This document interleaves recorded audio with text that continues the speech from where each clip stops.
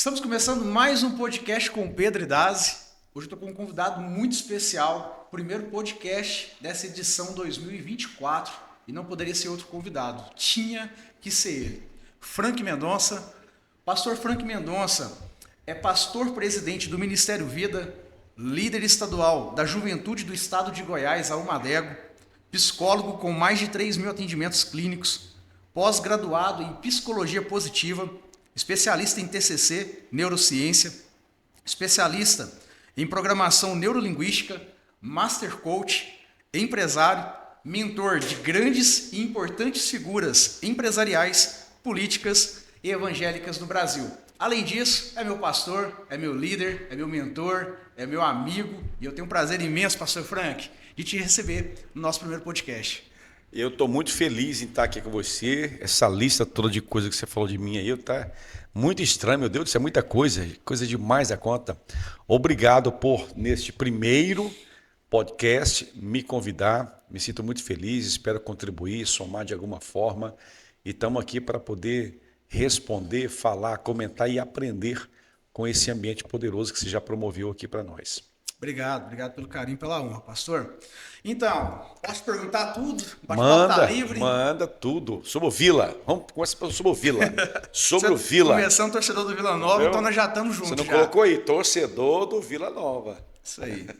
Pastor, o senhor é natural de onde? Minasul, Goiás. Minasul, Goiás. Interiorzão de Goiás, a 526 km daqui, lá onde começa o Lago de Serra da Mesa. Veio para Goiânia quando? Eu vim para Goiânia, eu tinha 15 anos de idade. Fomos lá para o Crimeia Leste. Do Crimeia Leste, alguns meses após, fomos para Vila Nova. E aí começamos a servir na igreja Vila Nova. Ficamos lá por um bom período até eu entrar na Marinha. Fui da Marinha durante 9 anos, fui fuzileiro naval. Fui para Brasília, Rio de Janeiro, viajei muitos estados fazendo operações, fazendo manobras, selvas, sempre fui apaixonado por operações. E aí depois retornei para Goiânia. Retornei inicialmente para Brasília e retornei para Goiânia. Meus filhos nasceram em Brasília, o Luiz Gabriel, o mais velho, primogênito, e depois a Júlia nasceu no Rio de Janeiro.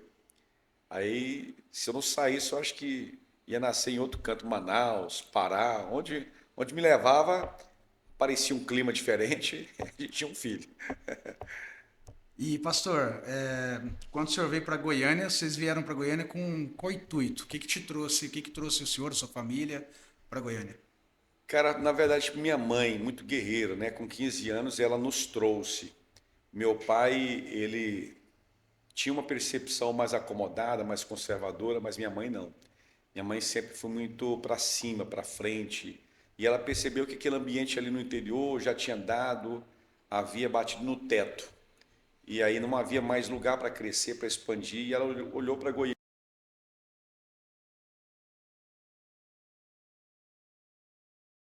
ter mais oportunidades. E ela colocou todo mundo, pegou as trouxas, colocou em cima de um caminhão, de um ônibus e trouxe todo mundo, mesmo contrário à vontade do meu pai, que queria permanecer ali e tudo mais, como é bem natural de algumas pessoas, né? Às vezes elas preferem ficar no ambiente ali onde já deu teto, onde a calça está curta, onde não tem mais lugar para crescer, mas tem outros que não, eles querem alçar voos cada vez mais altos, e minha mãe é uma dessas. Então, eu tenho aprendido muito com a minha mãe, aprendi muito com a minha mãe, enxergando ela em querer crescer sempre, em querer avançar sempre. Então, nós viemos para cá com esse intuito de crescer, de ter mais oportunidades, né? Essa foi a intenção de migrar de Minasul para cá, para Goiânia. E tem uma figura muito especial na vida do senhor aí, conheceu ela aqui em Goiânia, pastora Kênia Mendonça, Conheci ela aos 16 anos, em Goiânia. em Goiânia mesmo. Conheci ela aqui em Goiânia, lá no Colégio Murilo Braga, e nós estudávamos no mesmo colégio, eu na parte de cima, ela na parte de baixo. Um dia ela mandou, ela não pode ouvir isso aqui, né? Isso aqui Segura, pastora, confidencial, segura. não vai ser transmitido mesmo para muita gente, então eu vou, se chegar, tô lascado. Mas o fato é esse, a história não mente, né? ela chamou um amigo lá em comum e disse, olha, quero conhecer aquele neguinho ali. E aí ela conta no testemunho dela que quando a gente ia para a escola, eu ia na frente e ela ia atrás, né? Eram grupos diferentes. E aí ela apaixonou no meu andado. Meu andado era terrível. Conquistou. Não, persuasivo e tal. Ela dizia que eu andava igual o pinguim. Nunca, nada a ver, mas assim, ela achava que eu andava igual o pinguim, se apaixonou, chamou esse amigo nosso e de repente esse cara bateu lá na minha sala, falou, cara, tem uma menina aí que tá a fim de conhecer. Eu olhei aquele papelzinho e falei, ah, Jesus, mais uma, deixa eu ver. E aí então eu fui conhecer ela na hora do recreio. Antigamente chamava recreio, hoje é Recreio. intervalo, né? É. Recreio. E aí fomos pro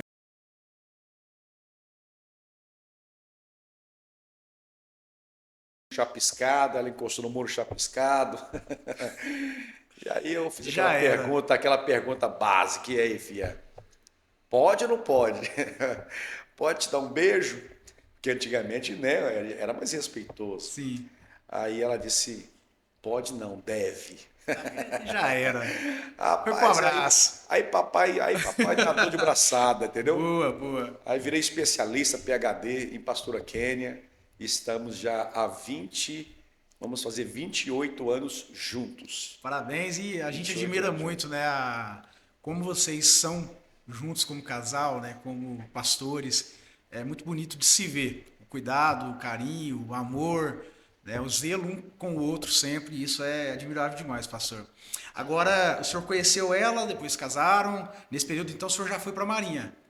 Foi aos 17 eu fiz o concurso público, concurso federal para Marinha, para fuzileiro naval, passei, entrei e aí me formei soldado fuzileiro naval em Brasília, retornei e casamos. Agora, o que fez o senhor sair da Marinha, abandonar a Marinha nesses 9 anos? E depois da Marinha, qual foi o próximo passo? Deus, nunca quis, nunca desejei, pelo contrário, eu fui resolver essa história com Deus por ele ter me tirado da Marinha tempos depois, lá na Inglaterra, que aí é uma outra história, mas eu sempre sonhei em ser da Marinha, sempre sonhei em ser fuzileiro, sempre sonhei em fazer manobras, operações, saltar, pular, correr, essa coisa todinha que eu fiz muito lá durante 9 anos.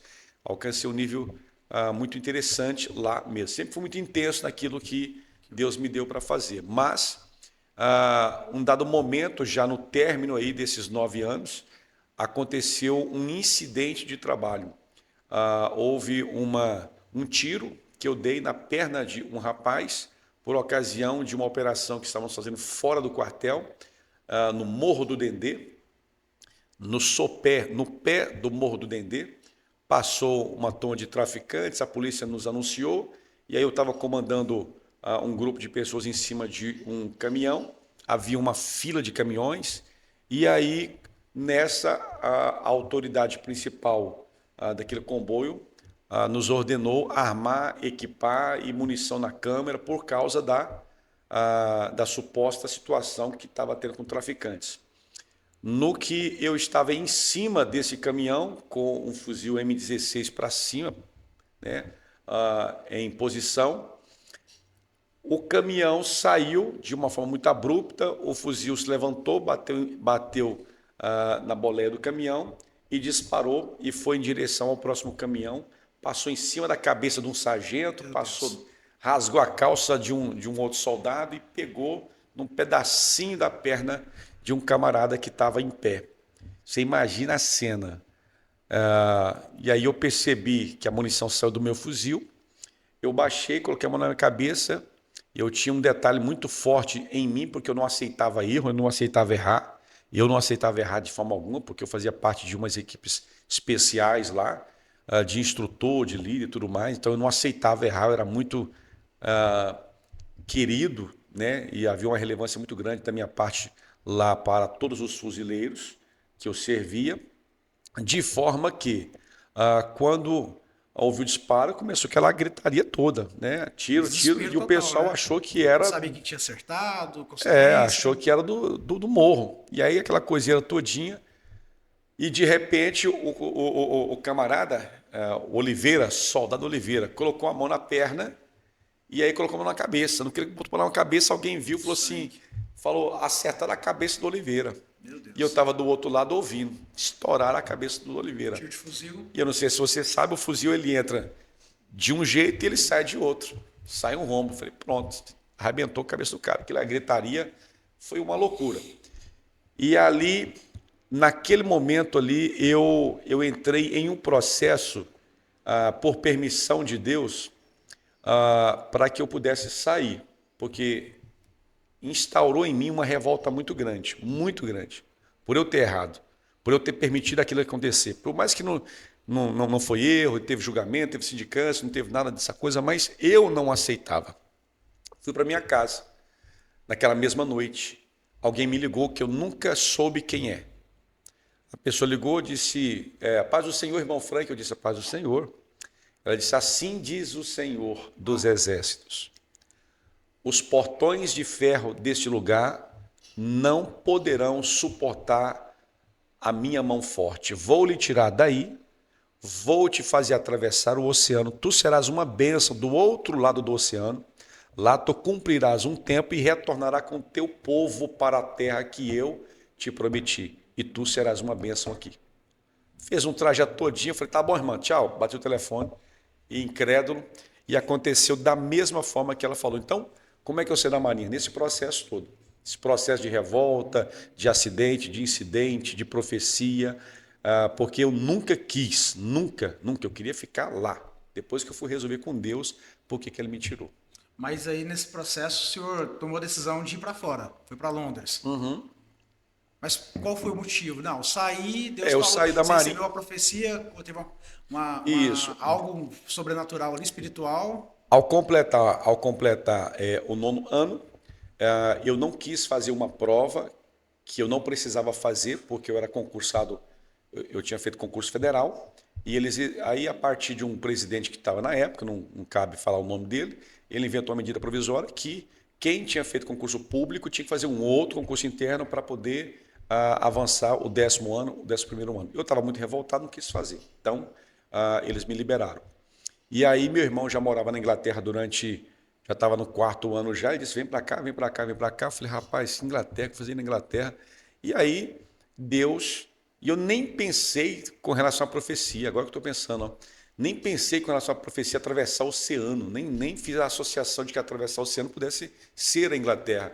E aí ele me convidou e eu fui. Inicialmente fui sozinho, depois minha esposa foi com os meus filhos, fiquei lá por 5 anos, e foi uma bênção naquele lugar, dirigi igreja. Quando o senhor chegou lá na Inglaterra, o senhor foi trabalhar? Fui trabalhar. De quê? O meu primeiro trabalho foi gari. Gari? Gari. O senhor trabalhou de gari na Inglaterra? Ixi, eu fui o melhor gari. Gari. Não tinha gari que passava eu, irmão. Nossa, caiu uma folha antes dela que eu estava pegando ela já. Isso aí eu acho que poucos sabem, pastor. Fui gari em Londres, varrer rua, varrer as praças, as estações, frio que é um absurdo. Goiano tinha acabado de chegar, né, na Inglaterra, orelha de banar churrasco, a minha grandona, pega mais frio do que as demais, e mesmo assim varrendo. Depois fui inventar de ser servente pedreiro, aí eu sou incompetente, fui fazer uma parede, virou uma barriga, não deu certo. E aí depois eu fui ser auxiliar de ajudante de van, né, de correr, de drive lá. Então o motorista parava no lugar, eu pegava a caixa e saía entregando. Posteriormente eu comprei essa rota, né, que era uma rota de trabalho, e aí fui ser o dono dessa rota. Mas sempre trabalhei lá e pastoreando também. Lá o senhor já estava pastoreando a igreja? Inicialmente eu me apresentei na igreja que eu servi lá, Ministério Aliança, fui vice-presidente lá e posteriormente nós pastoreamos. Após uns 3 anos, começamos a pastorear na cidade de Watford. Na cidade de Watford, hoje tem muitas igrejas, mas a primeira igreja brasileira que nós enxergamos lá foi a nossa, que nós abrimos, e foi muito bom. Foi um período maravilhoso, de crescimento assustador, de milagres, de sinais, de aprendizado. Meu Deus, então eu tinha uma rotina de trabalho muito intensa, das 5 da manhã até 7 da noite, praticamente. Quando eu chegava em casa era 7, 8 horas da noite, e mesmo assim nós pastoreávamos. Quando o senhor já foi para a Inglaterra, lá foi para Londres, o senhor já era consagrado a pastor? Ou não? Não, eu fui ordenado a pastor lá. Ordenado a pastor Ordenado em a pastor 2007, lá na Inglaterra. na Inglaterra, em 2007. E foi uma benção, porque aquele período todo, né, acho que na verdade as igrejas todas, né, elas tinham aquela situação de colocar o pastor à prova para depois ser ordenado. Sim. Então eu fiquei um ano todinho, Na né, prova. na prova, e é uma prova realmente, para depois ser ordenado. Mas foi uma benção. E depois o senhor retorna para o Brasil. Isso. Por qual motivo? Deus também. Olhando para a profecia agora, então tinha a coisa toda de me tirar daquele lugar que era muito difícil, que era Cumpriu o seu concursar, tempo lá. atravessei o oceano e tinha que me retornar. Deu 5 anos, Deus pegou meu coração, colocou dentro do avião e vazou fora. E aí eu fui procurar meu coração, procurar a paixão, o prazer. O que era bom não era mais, o que tinha graça não tinha mais graça. Eu sempre digo, quando Deus quer te mover, Ele vai primeiro tirar o seu coração daquele lugar. É a primeira coisa. Ele não tira o seu corpo, Ele tira o seu coração. E aí, quando tira o coração da gente, a gente entra em crise, mesmo comendo do melhor e vestindo do melhor. Quando Deus quer te mover, Ele vai sim tirar o seu coração dali e vai levar para algum lugar. E aí é hora de você procurar o seu coração, procurar a sua paixão, procurar a sua motivação. Então, eu estava lá bem pregado, estava com uma rota bacana, estava com uma igreja cheia, mas meu coração não estava lá. E aí eu comecei a olhar para o Brasil, falei, será, será? E Deus começou a falar no meu coração que era tempo de retornar. Eu não havia preparado para retornar também, como não havia preparado para ser da Marinha. Não me preparei para retornar da Inglaterra. Não me preparei financeiramente, patrimonialmente, nada, não tinha nada praticamente aqui, nada. Minha intenção era permanecer lá. E aí foi insuportável a voz de Deus. A voz de Deus chegou um momento que foi insuportável. Eu tinha que corresponder. Então chega um momento que a voz de Deus ela infla tanto que chega a ser insuportável dentro de você.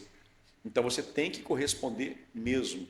Rick Owen, ele diz algo interessante, né? Ele diz assim: um bom obreiro é aquele que obedece a Deus sem ter que precisar perder.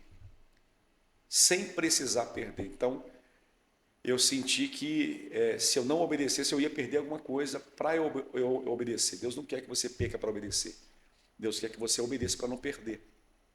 E aí, então, nós viemos para o Brasil, fomos para Vila Nova, ficamos ali na Vila Nova, assumimos a juventude.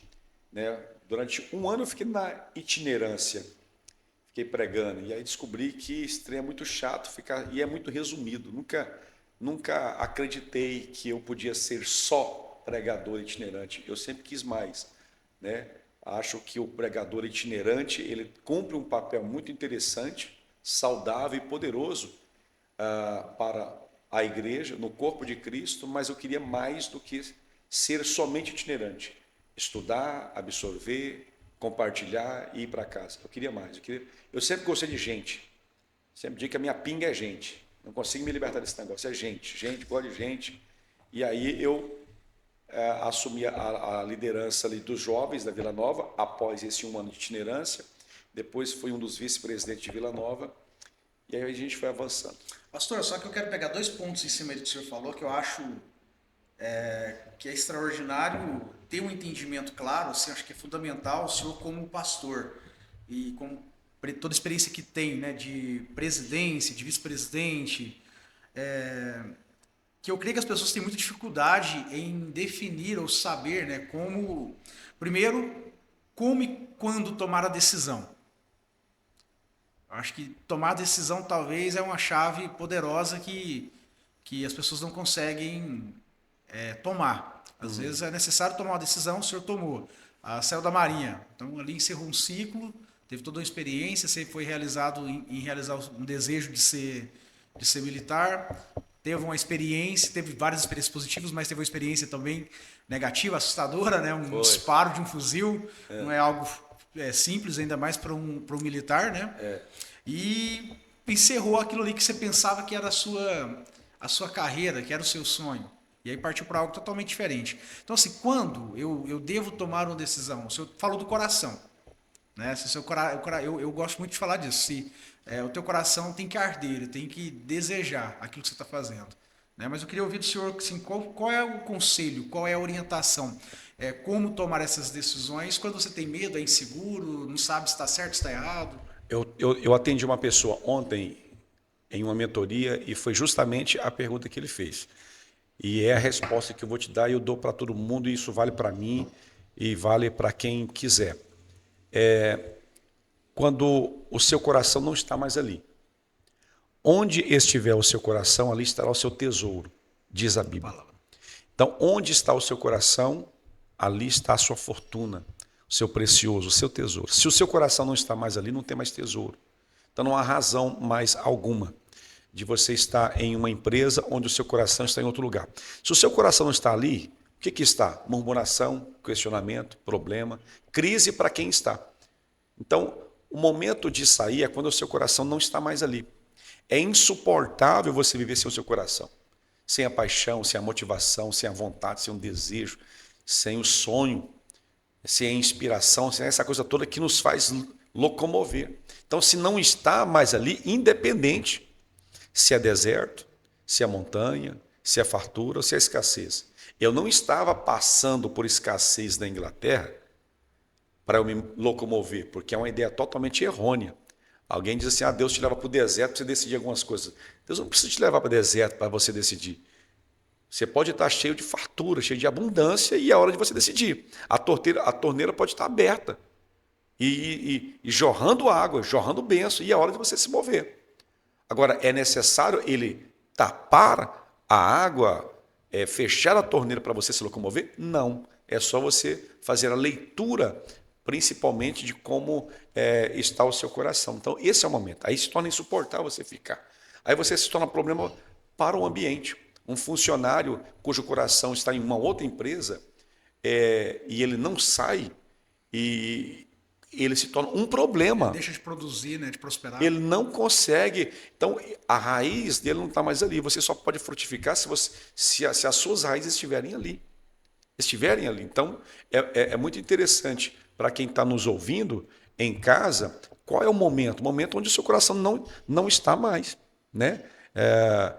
Se torna insuportável. E aí Deus começa, então, a te apontar. E aí é hora de você se locomover, buscar direção, e direção nesse sentido mais de decisão, porque algumas pessoas protelam demais. 1 ano, 2 anos, 3 anos, 4 anos, estou esperando Deus confirmar. Ok, esperando Deus confirmar. Porém, Deus não está atrasado em nada. Às vezes a gente se esconde atrás do nosso medo e terceiriza para Deus. Porque estou aguardando Deus responder. Cara, mas tem 4 anos, cara. O que está acontecendo? Deus está cheio de tarefas? Lá na Inglaterra dizem, a gente está busy, a gente está muito ocupado, Ou será que é o seu medo de tomar a decisão que cabe a você? Tem coisas que cabem a Deus, tem coisas que cabem a você mesmo, não é? Você não pega uma conta da Equatorial de energia e faz uma campanha de oração para Deus confirmar se você deve pagar ou não. Ó Senhor, será? Olha aqui a conta, Senhor. Será que eu pago ou não pago? Revela-me, Senhor. Não, você vai lá e paga, porque tem coisas que é você que tem que fazer. Tem coisas que é você que tem que fazer e pronto. Então, o milagre de ressuscitar Lázaro é com Jesus. Mas tirar a pedra, vocês tiram. Vocês que colocaram a pedra, remove a pedra. Mas aquele que tem capacidade de ressuscitar não tem capacidade de mover a pedra? Claro que sim. Mas não foram vocês que colocaram a pedra? Então tem coisas que cabem a nós. Tem coisas que cabem a Deus.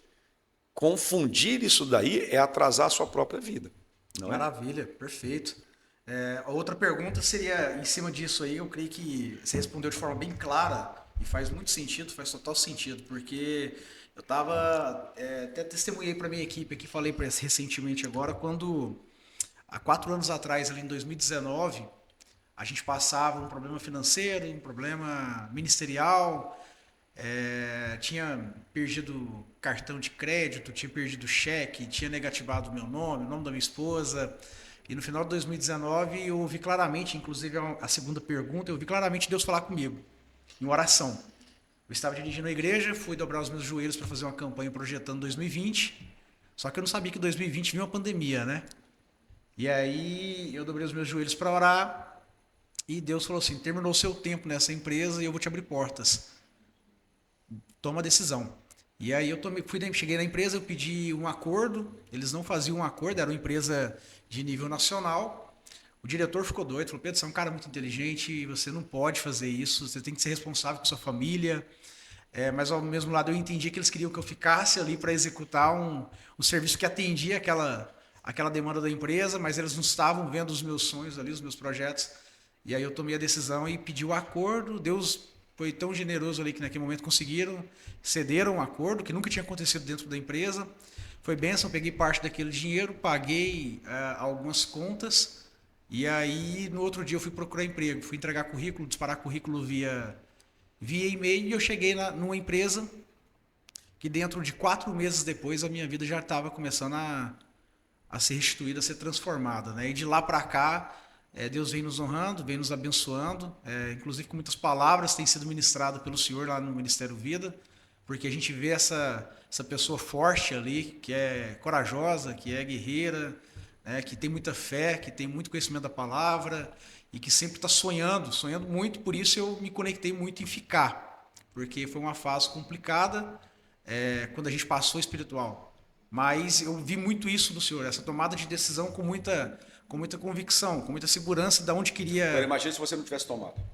Aí então, é justamente isso. Isso aqui tudo isso estaria acontecendo.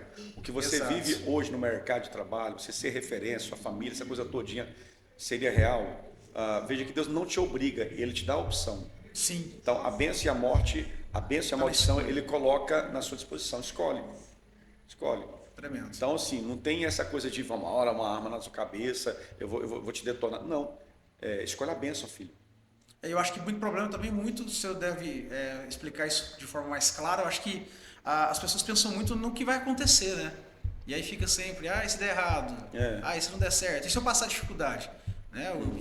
Eu creio que Deus nunca deixou a gente... E elas morrem, tá? Porque por que as pessoas migram? Elas não migram só porque elas querem, elas migram porque elas são empurradas. A escassez, a ausência faz as pessoas migrarem. Irmão, se tem uma coisa que é horrível, é você não ter vida em um lugar. Não ter vida. Isso eu digo assim, com muita ética, e espero que quem esteja me ouvindo, me ouça de forma assertiva e correta. Tem muitas pessoas, às vezes, até em ambientes religiosos, elas estão mortas. Muito. Mortas. Aí elas se tornam murmuradoras, elas vão para cultos para criticar a liturgia, para criticar o pastor, para criticar a pastora, para criticar a entrada, para criticar a recepção, para criticar o louvor. Por quê? Porque elas não têm vida. Aí elas não têm coragem de tomar uma decisão de migrar para um ambiente que supostamente possa ser mais saudável, porque está tudo muito bem se alguém congregar na nossa igreja, no Ministério Vida, durante 6 meses, 1 ano, 2 anos, e de repente tiver que ir para um outro ambiente. Falar, bateu no teto, agora eu preciso migrar. Porque ninguém migra porque quer, migra porque tem mais sede, porque tem mais fome. Tem mais sede, tem mais vontade, quer crescer um pouco mais. Então, algumas pessoas elas preferem ficar secas na empresa, mortas na empresa. E mortas diante de uma água de rio doce pertinha, perto delas. Só basta tomar uma decisão. Agora, fenômenos como medo, preocupação, ansiedade, você acha que Deus vai tirar esse negócio para depois você tomar uma decisão? Uma vírgula, negativo. Vai com isso tudo mesmo. Moisés, quando chegou diante de Deus falou, por que clamas a mim? Manda o povo para marchar, diga ao povo que marche. Então tem momento que não é de clamar, é de marchar. É de andar, mesmo com medo. Essa ausência, não, enquanto Deus tirar o medo totalmente, como assim? Se o medo era intrínseco à natureza humana, você nasceu já com ele já. Ele já está com você, ele cumpre uma função. Ele está cumprindo uma função para te manter vivo. Protege, né? É um mecanismo para te manter vivo. Então, esse protelar, esse postergar, esse deixar para depois, e aí você não tem mais força, não tem mais idade, vamos ficar por aqui mesmo, e você compromete a sua casa, a sua família, seu potencial, sua inteligência, tudo, cara. Então, se for necessário decidir, decida. Eu sempre digo, decisões decidem destinos mesmo. Pastor, mas eu quero até pegar esse gancho da tua fala, quando você citou referente à igreja, né? Porque o senhor falou de mortos espiritualmente. Tem muita gente morta espiritualmente, por falta mesmo de conhecimento da palavra, falta de sabedoria, falta de maturidade. Mas tem muita gente que também ali que está morta devido a uma religiosidade, às vezes imposta dentro da igreja. Acredito que o senhor concorda comigo que tem pastores, líderes, matando muita gente. Porque eu já vi pessoas não saírem da igreja com medo do pastor não dar a bênção. Não, eu não. Se você sair, você sai debaixo de maldição. E aí a pessoa fica presa ali dentro de um sistema. Aí nós falamos de tomada de decisão, nós estamos falando dessa necessidade de mudar, mas essas pessoas que estão vivendo essa situação, que são pessoas que não têm prazer em ir para a igreja, porque eu passei uma fase espiritual assim, que não tinha prazer de ir, hoje eu tenho muito prazer de receber a palavra, de congregar, de cultuar, de estar lá presente. Ministerialmente eu creio que eu preciso muito ainda desenvolver, porque eu trabalhei muito mais no passado, então acho que uma parte ainda precisa ser de fato avivada. Mas essas pessoas que estão morrendo, que ficam lá, decisão, quando? Corre. Eu acho que é isso, estamos falando sobre isso. Então, o coração está ali? Não está mais. Se não está, o que está? O que está a crítica, está a murmuração, porque para algumas pessoas é a hora de migrar, para outras é a hora de voltar. Não adianta dizer assim, a igreja A, a igreja B, a igreja C, todas cumprem o papel. Sim. O que eu não alcanço, a Deus e Amor alcança. O que a Deus e Amor não alcança, a Universal alcança. A Presbiteriana alcança, a Batista alcança, a Assembleia alcança, a Neos Pentecostais. Então, o problema é quando você diz que Deus só está ali. Aí as pessoas dizem, não, então eu vou para lá. E às vezes não é essa questão toda de estar. Primeiro você tem que averiguar se o seu coração está ali. Não está? Então, irmão, se desloca, migra. Né? Ficar na quinta série o tempo inteiro é horrível. Ficar no ensino fundamental o tempo inteiro. Você tem que passar de fase, você tem que ir, entende? E o pastor precisa entender. Você disse algo muito interessante. Aí o pastor, às vezes, não quer abençoar. Tem pastores que realmente é assim. Existem pastores que eles querem abençoar a chegada, mas não querem abençoar a partida. Fica prendendo ali, né? Como assim? Coloca uma corrente, literalmente. São sorridentes ao receber e nem pergunta de onde vem, né? Mas quando sai, às vezes tem quantas pessoas que nós temos recebido que elas estão chegando traumatizadas por causa da saída de um ambiente religioso. Muito. Eu sei que ninguém gosta de perder pessoas porque se apegam, ok, mas nós não criamos as pessoas para nós, é para Cristo. E Deus é quem as desloca, vai deslocando a partir desse fator de eu quero crescer, aquele ambiente ali, eu acho que a minha família, os meus filhos, ok, está tudo muito bem.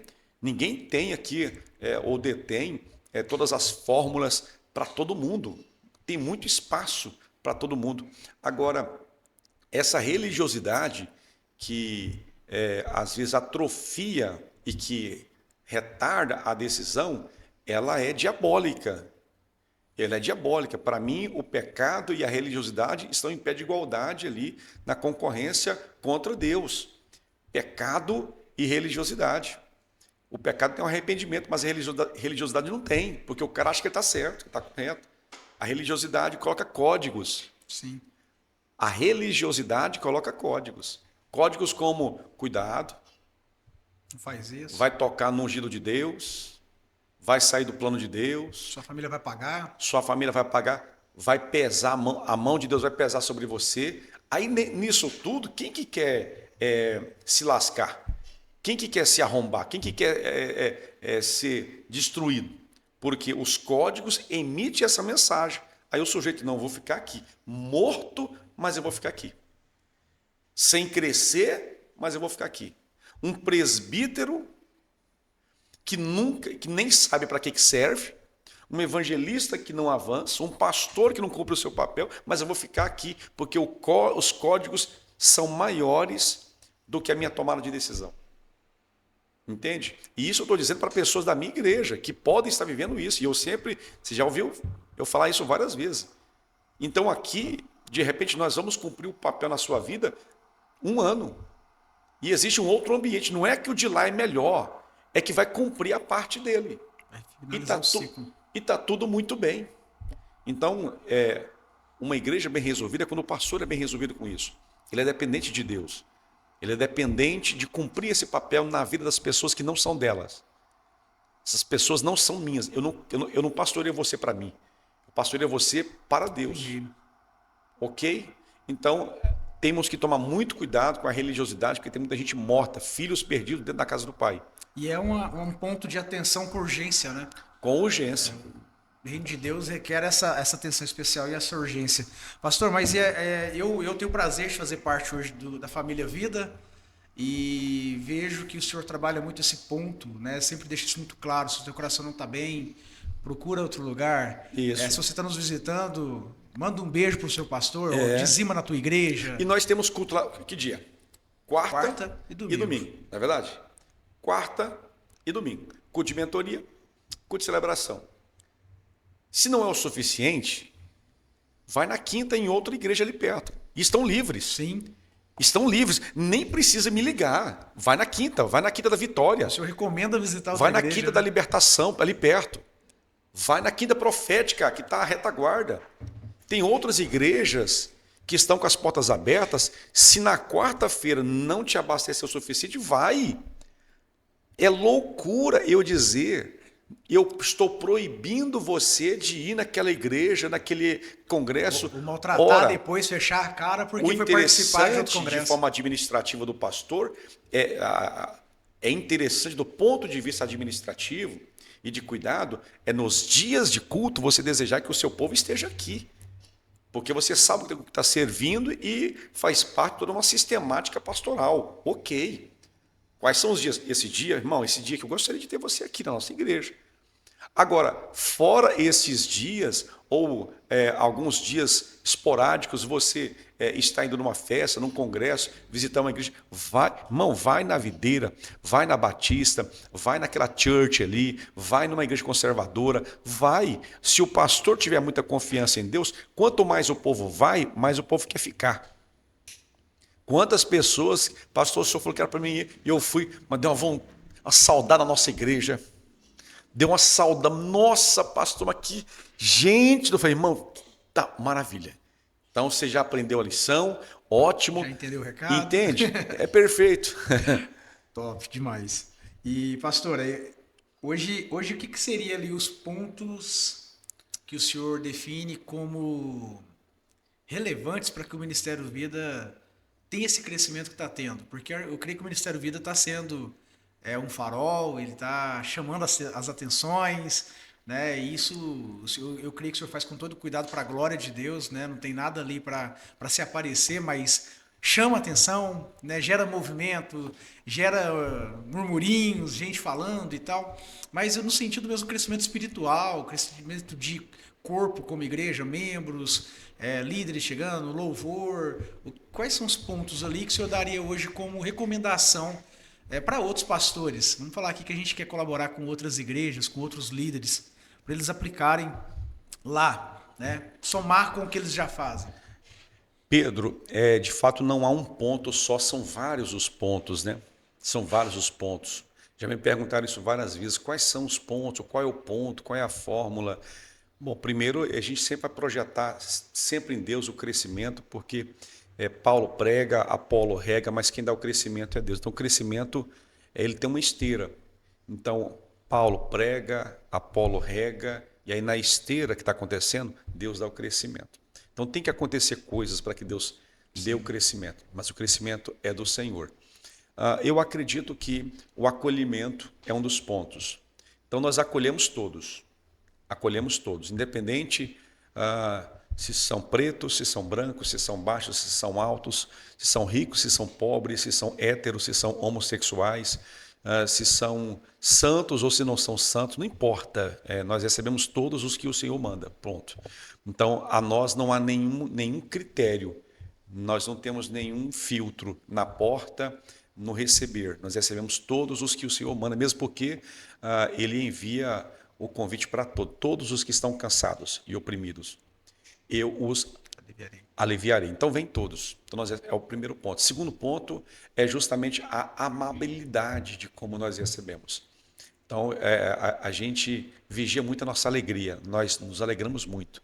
eu sou alguém assim que eu gosto de corresponder ao que Deus me dá. Então, se Deus está enviando, o cara se alegra.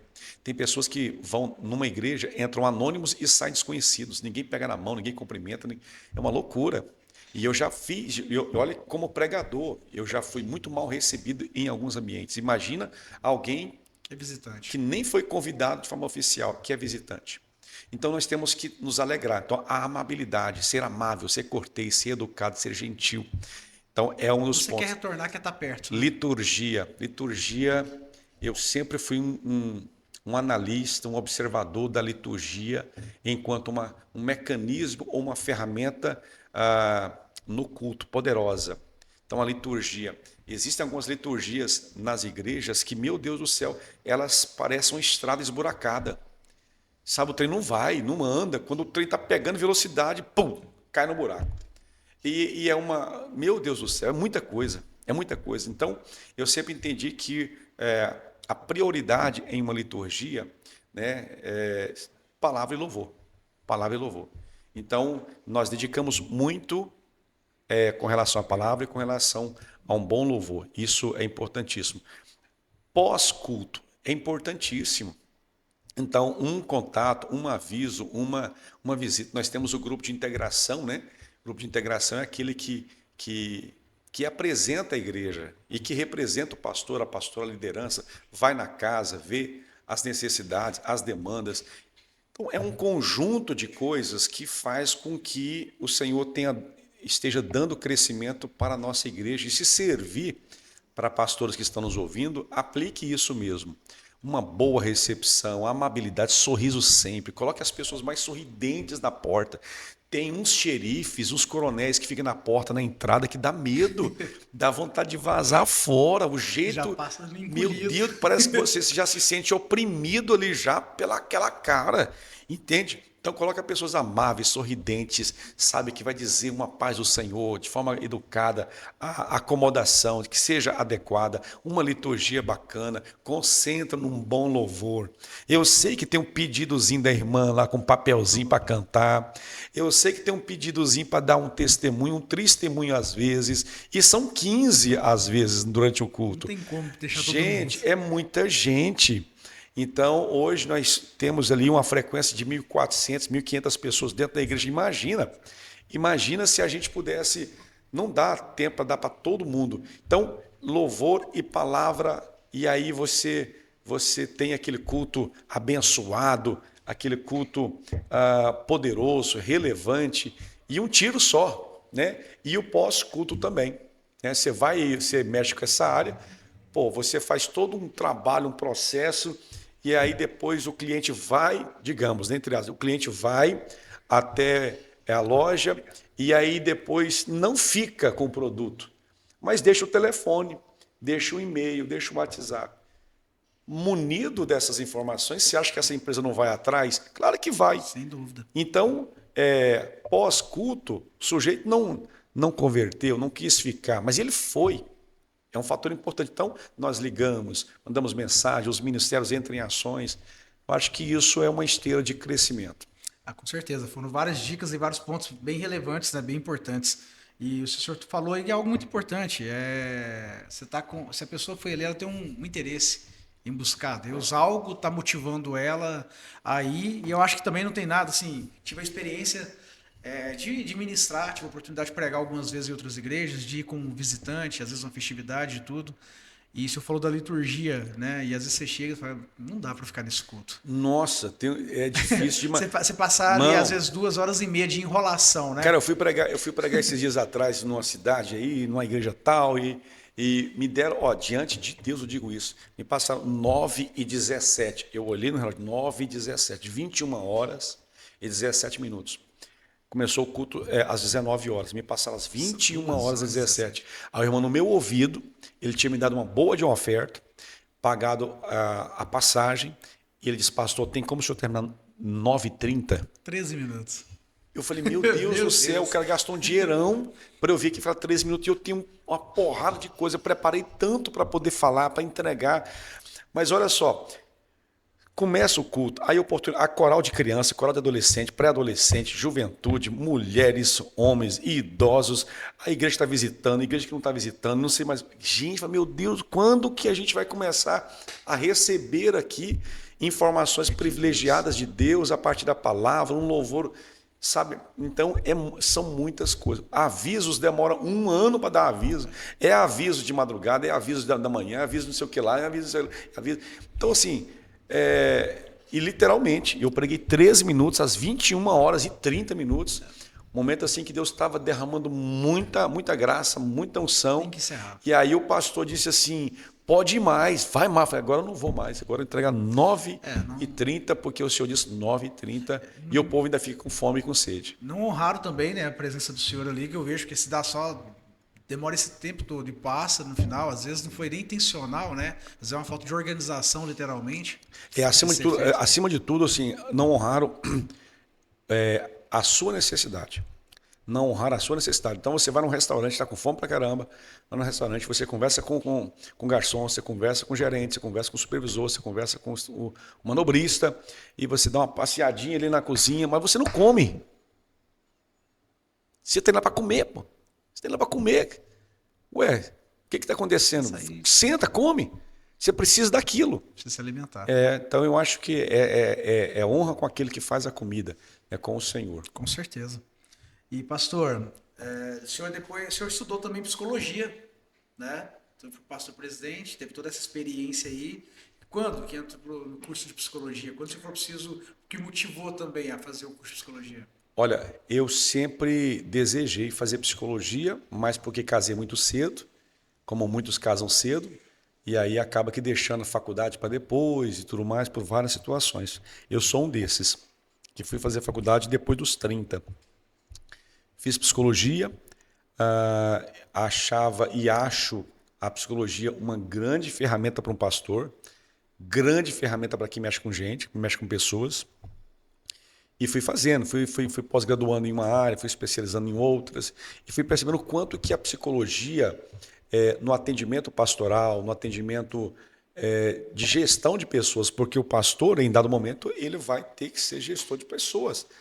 Né? Então, tem grupo de diácono, grupo de presbítero, mídia, tem ação social, tem um pessoal que trabalha na tesouraria. É um grupo, na nossa igreja, nós temos mais de 300 pessoas que trabalham, são mais de 300 pessoas que trabalham.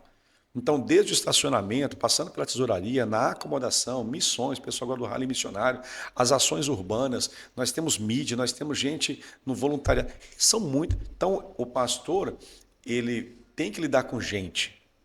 E uma das ciências mais adequadas para mexer com gente, trabalhar com pessoas, é a psicologia. É a psicologia. Não aquela psicologia barata, psicologia de barbearia ou de táxi, que se aprende em 2 dias, 3 dias. Né? Você citou aí uma das graduações que eu tenho em Master Coach, e tem uma moda muito grande. Eu acho que o coach e o Master Coach, ele cumpre um papel muito interessante para o empresário, para o empregador, no mundo corporativo, organizacional. Ok, acho perfeito as ações. Mas a psicologia é diferente. Então você tem que ficar 5 anos ali sentado, você tem que comer muito, tem que beber muito, tem que fazer muita coisa, muitas coisas mesmo, porque tem toda uma empiricidade, tem toda uma cientificidade por detrás. Não tem um pouquinho dali, um pouquinho daqui, e vamos fazer um pacote para você melhorar do ponto A ao ponto B. Não rola assim com a psicologia. Então a psicologia ela é uma ciência mesmo. Mas enquanto ferramenta para um pastor, é maravilhoso, Pedro. O senhor recomenda todo mundo estudar hoje? Tudo, completamente. Que é pastor, fazer o curso completamente. Né? Eu acho até que a gente devia migrar aí para uma psicologia pastoral, ter talvez uma graduação de 2 anos, 2 anos e meio. Específica, psicologia pastoral. A Bíblia fala muito. Vamos lançar esse curso aí, pastor. Eu sou um dos primeiros. Faculdade da vida. Eu tenho o prazer de ser um dos primeiros pastores a fazer associação entre intervenções psicológicas, conceitos psicológicos, com conceitos e ensinos e princípios bíblicos que já existem bem antes da psicologia. Bem antes da psicologia. Paulo, em Filipenses capítulo 4, versículo 8, falei no Arena dos Empreendedores Nossos, Paulo diz a respeito do sistema cognitivo. Ele diz: tudo que for belo, tudo que for justo, tudo que for honesto, tudo que tiver virtude, tudo que tiver de boa fama, nisto pensai. Essa ordem que ele dá. Ele está falando aqui para nós, cientistas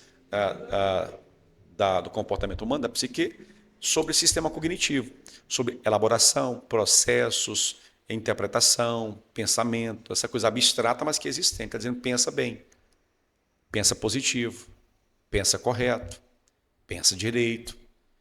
Já é o contrário completamente que ocorre hoje em dia. As pessoas, elas já acordam pensando em coisas ruins.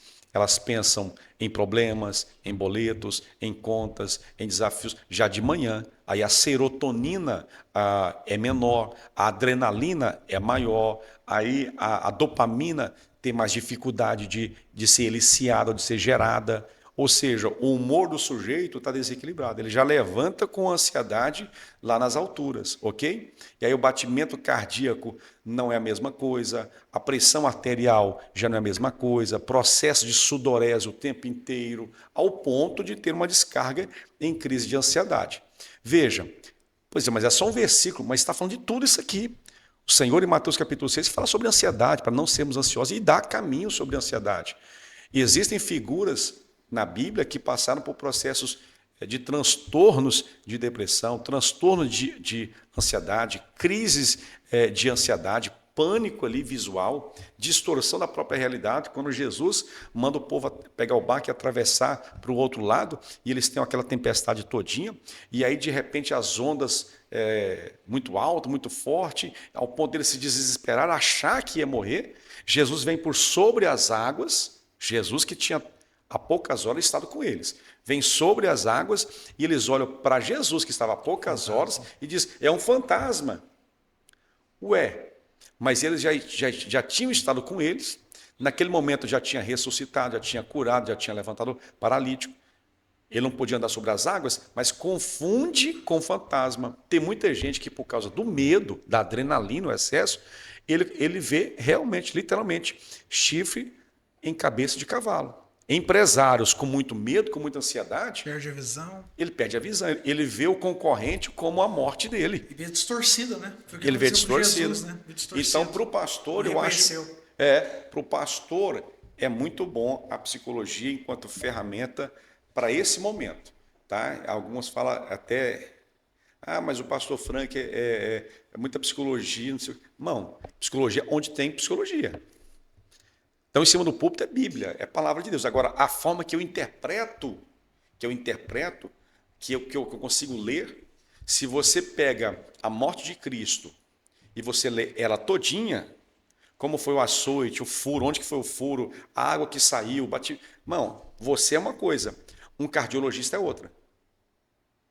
Quando você está falando sobre embarcação, que a nau, que a popa, que o mastro quebrou, você é um. Quem mexe com o barco é outro. Então existem textos que o advogado vai ler ali sobre os 10 mandamentos, sobre os princípios, sobre as leis. Fala: caraca, isso aqui é uma constituição, isso aqui é uma... Ele interpreta, ele entende de uma forma mais minuciosa. Eu, enquanto psicólogo, eu vou entender de uma forma mais humana. Então, Elias, por exemplo, após aquele episódio todinho, lá com Acabe, ele vai parar numa caverna. E aí Deus vai atrás dele e fala com ele: Elias, o que faz aqui? Bom, é o texto seco. Eu vou me preocupar com o que está acontecendo com a fala desse sujeito. Porque eu trabalho com a sua fala. O que motivou ele a ter a fala? Ele diz, ele pediu a morte. Ele pediu a morte. E ele estava vendo a realidade distorcida, porque quando Deus vai falar com ele, ele fala: só eu fiquei. Ele fala: não. Então, é típico de quem distorcer a realidade? Qual o transtorno? Qual que é a síndrome? Qual que é a patologia na psicologia que eu posso conceituar nessa figura, por mais que seja Elias, por mais que seja Moisés. Moisés era muito tímido, introspectivo, um cara super capaz, super inteligente, mas diante de uma possibilidade em cumprir uma missão que Deus dava para ele, veja que ele arrumava muitas desculpas. Então, ora ele não sabia falar, ora era tímido, entende? Ora tinha medo de Faraó, mas era um cara super... O que está acontecendo de forma humana aqui? Essa é a diferença de quem estuda comportamento humano, entende? Então, eu recomendo muito os pastores, recomendo muito os líderes, e graças a Deus, a partir de uma notoriedade nas redes sociais, que eu nunca tive medo de expor isso, nunca mesmo, acabou que muitos jovens, eu tenho centenas de pessoas, de testemunhos. Pastor, comecei psicologia porque, cara, eu sempre achei o senhor fera, achei o senhor corajoso. Pastor, como é que faz para não misturar uma coisa com... Não misturando, ué. Seja óbvio, claro. Óbvio. Então é isso, eu acho que é uma ferramenta muito interessante para o pastor. Sensacional, com certeza. Eu acredito que é muito importante porque você lida com pessoas o tempo todo, né? Como é que ele vai estimular alguém, tratar alguém, se ele não consegue entender o comportamento? Eu acho que um dos grandes segredos, inclusive o senhor citou aqui várias vezes o lado empresarial, está muito linkado a isso, né? Saber lidar com pessoas. Com certeza. Porque tem muito empreendedor também passando dificuldade que ele não consegue lidar com equipe, não consegue manter equipe, não consegue... Ele não entende gente, ele entende números. Isso, exato. Daniel Goleman, ele surge no mercado de matérias humanas como o fundador da inteligência emocional. Cara, se você tem ou estuda um pouquinho sobre inteligência emocional, é interessante. Você, enquanto empresário, você tem 10 funcionários. Os 10, eles se comportam de forma diferente, podem se comportar de forma diferente. Aí você pega um cara que gosta de coisas, planilhas, Excel, objeto, concentração aqui, o foco dele é isso aqui, coisa todinha. E coloca ele na porta para vender um produto, ele não vai vender nada. Ele não tem paciência com as pessoas, entende?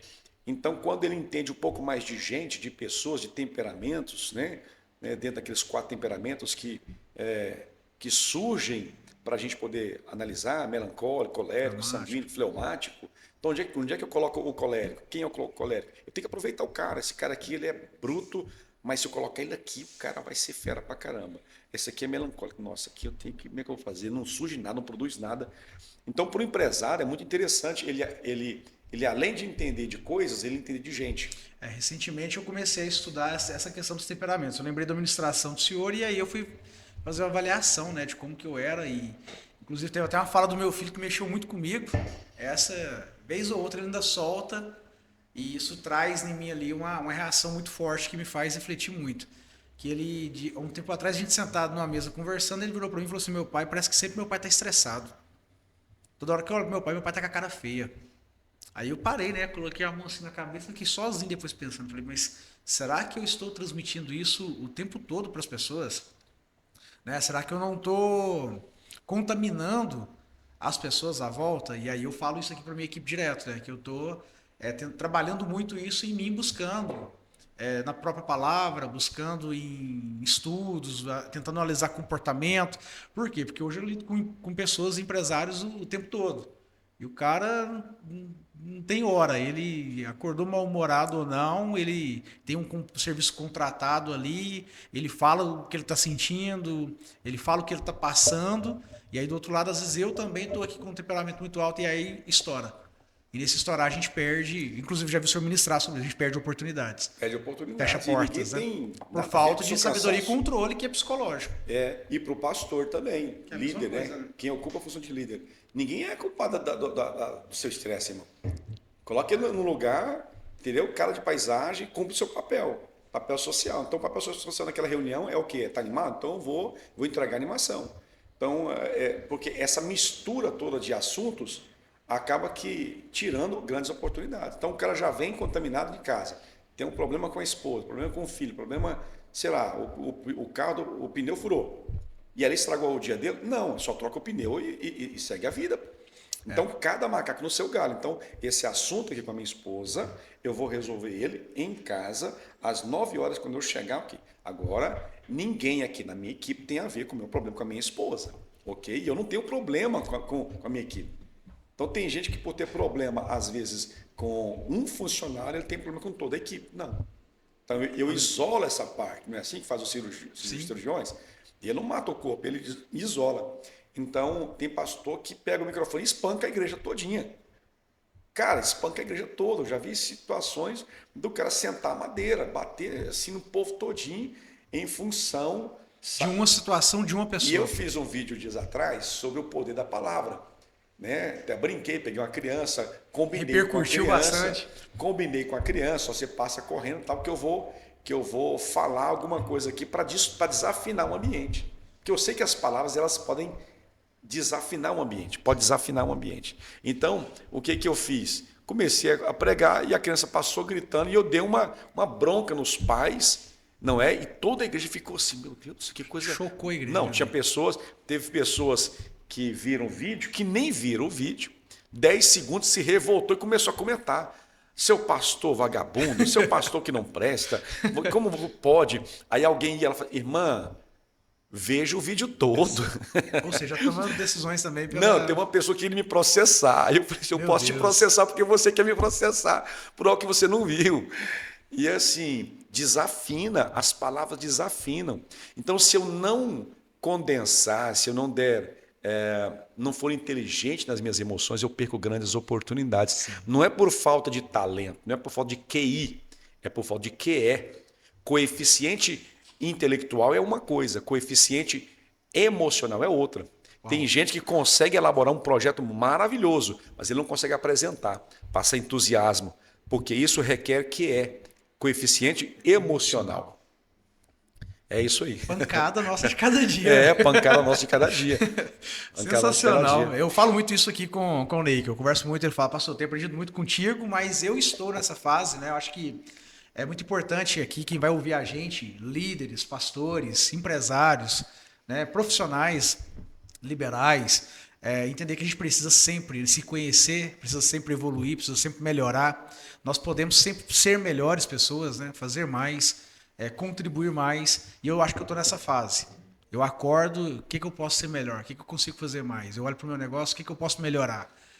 Eu olho para as pessoas, como que eu posso melhorar meu relacionamento com o meu líder, com o meu pastor? Eu acho que eu acordei essa semana nessa vibe, pastor, nessa energia assim, de melhora. E aí o pessoal está recebendo isso também, porque isso está motivando eles também a crescer e melhorar. Então acho que a gente, lidando com pessoas, tem que estar assim o tempo todo. Pastor, a gente está quase finalizando aí o nosso bate-papo, o nosso podcast. Maravilha. Mas eu quero deixar um espaço no final aqui para o senhor fazer as suas considerações finais, falar o que o senhor acha que é relevante, falar o senhor que sempre usa muito essa palavra de ser relevante, de ter uma igreja relevante, né, de ser uma pessoa relevante. Para as pessoas que vão assistir, para quem vai ouvir depois um corte desse vídeo, essa fala nós vamos... para gerar um impacto, o que o senhor falaria, quais são os seus conselhos, as recomendações? Fica à vontade. Pedro, eu termino agradecendo e eu digo para os que estão nos ouvindo, tenham cuidado com os votos internos. Votos internos é uma metodologia minha, é uma criação a partir de muitos atendimentos. Eu percebi que muitas pessoas fazem votos internos. O que são votos internos? Acontece um episódio, uma experiência, e a partir daquela experiência a pessoa diz o seguinte, para si, é um voto interno. Eu nunca mais vou viver isso. Eu nunca mais vou ser enganado, eu nunca mais vou bater naquela porta, eu nunca mais peço perdão, eu nunca mais dependo de homem nenhum, eu nunca mais dependo de mulher nenhuma, eu nunca mais piso naquela igreja. Eu não consigo fazer isso, eu não sou capaz de fazer isso. São votos internos. Cuidado com esses votos, porque nós não conseguimos dominar esse externo. Uma pessoa que diz, eu nunca mais vou ser enganado. Que capacidade que a gente tem de não ser enganado? Eu sempre digo que nós definimos quem fica, mas nós não definimos quem vem. Então as pessoas, elas vêm em nossa vida. Às vezes são mau caráter, são pessoas disfuncionais, são pessoas cheias de achismos, são pessoas maldosas. Eu não impeço quem vem, eu impeço quem fica. Para ficar eu tenho critérios, para vir eu não tenho critérios. Então eu não domino isso, por isso eu não posso fazer esses votos. Votos como eu não consigo aprender isso. Tem pessoas que quando você começa a ensinar, nossa, isso aqui eu já tentei, eu não consigo. Não é para mim. Mas quem disse para você que você não consegue? Ah, foi você, foi um voto que você fez. Eu não consigo comer jiló. Até o médico falar, se você não comer jiló, você vai morrer. Eu não consigo beber água, sabe? De manhã eu não consigo. Consegue. Você consegue beber água, você consegue comer chuchu, você consegue aprender uma nova língua, você consegue aprender o Excel, você consegue perdoar, você consegue abraçar. Então, eu digo para quem está nos ouvindo, tome cuidado com esses votos internos, porque eles podem sabotar grandes oportunidades que Deus já colocou diante de você e você não as enxerga por causa dos seus votos. Quebre os seus votos. Esteja aberto, esteja aberta. Abertos para aprender, para apreender, para internalizar, para somar. Nós somos seres abertos. Ah, eu sou um pastor assim, se assado, sou um empresário assim, se assado, um líder. Cara, por mais que você seja, você ainda tem por aprender. Então aprenda.